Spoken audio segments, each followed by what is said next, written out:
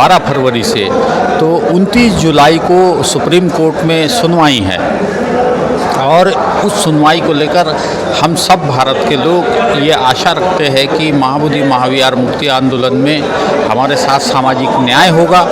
निशिकांत सिन्हा जी, जिन्होंने इसके पहले भी हमारे महाबोधि महाविहार मुक्ति आंदोलन में अपने समर्थन को जाहिर किया,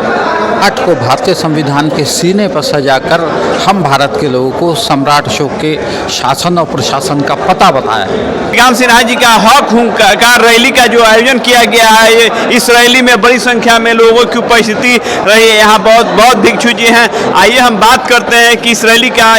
2025 के चुनाव में क्या असर पड़ेगा। पहले अपना परिचय दीजिएगा। मेरा नाम जो है भंते अमर बोधी है। मैं महाराष्ट्र नागपुर जिला का रहने वाला हूँ और बीते 20 वर्षों से यहाँ यूपी, बिहार, बंगाल, उड़ीसा इन क्षेत्रों में विशेष रूप से महाबोधि महाविहार मुक्ति आंदोलन को लेकर उसके प्रचार प्रसार में व्यस्त हूँ। इस समय कितने दिनों से आंदोलन चल रहा है? ये 12 फरवरी से फिर से ये नया आंदोलन शुरू हुआ है। चूँकि इस आंदोलन को सबसे पहले धम्मपाल अनागारी जी श्रीलंका से आकर भारत में उन्होंने शुरू किया था। उनके तत्पश्चात मेरे दीक्षा गुरु पूज्य भंते सुरेश साई जी, उन्होंने जापान से आकर शुरू किया था। तत्पश्चात जो है अभी हमारे कुछ नए युवा और पूज्य भंते जो है प्रज्ञाशील जी और हमारे सभी साथी लोगों ने मिलकर जब इस आंदोलन को शुरू किया 12 फरवरी से, तो 29 जुलाई को सुप्रीम कोर्ट में सुनवाई है और उस सुनवाई को लेकर हम सब भारत के लोग ये आशा रखते हैं कि महाबोधि महाविहार मुक्ति आंदोलन में हमारे साथ सामाजिक न्याय होगा। और आज हम यहाँ इस बापू सभागार में जिस मीटिंग के लिए पहुँचे हैं, उसमें हमारे निशिकांत कुशवाहा जी, निशिकांत सिन्हा जी, जिन्होंने इसके पहले भी हमारे महाबोधि महाविहार मुक्ति आंदोलन में अपने समर्थन को जाहिर किया,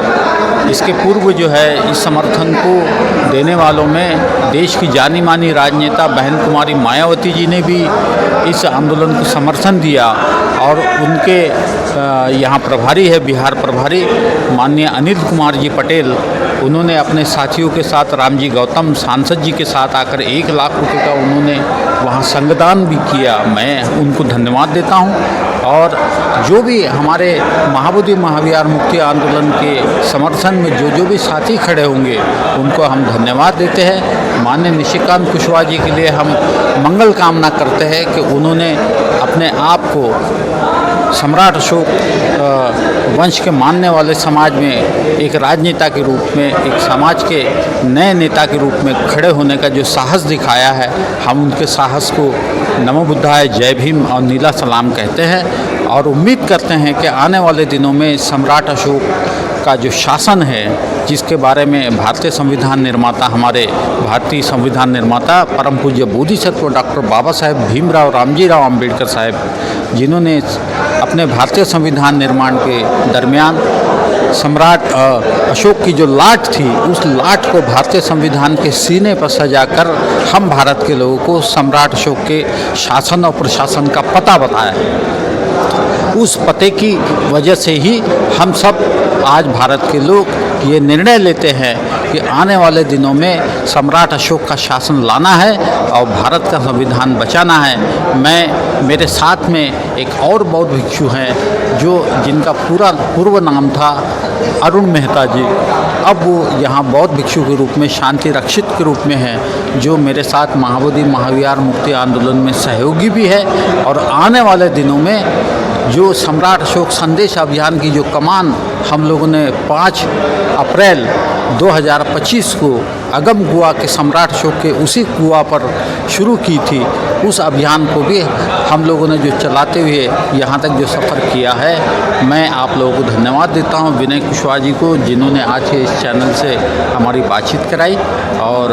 आने वाले दिनों में मैं ये दावे के साथ कह सकता हूँ कि हमारे भारतीय संविधान निर्माता परम पूज्य बोधिसत्व डॉक्टर बाबा साहेब भीमराव रामजीराव अम्बेडकर साहब ने जो बुद्धमय भारत बनाने का जो सपना देखा था, वो सपना जरूर पूरा होगा और सम्राट अशोक विजयादशमी जो आने वाले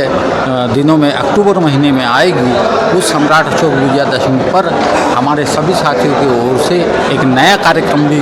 सम्राट अशोक संदेश अभियान के तहत आएगा, ऐसी मैं अपेक्षा करता हूँ। गुरुजी